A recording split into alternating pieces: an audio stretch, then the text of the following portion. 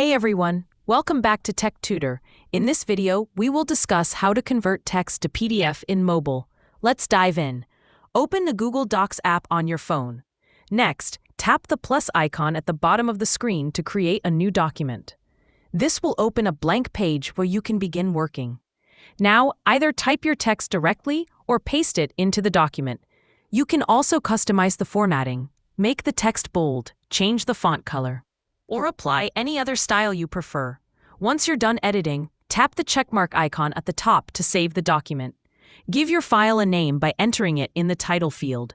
Next, tap the three dots in the top right corner of the screen.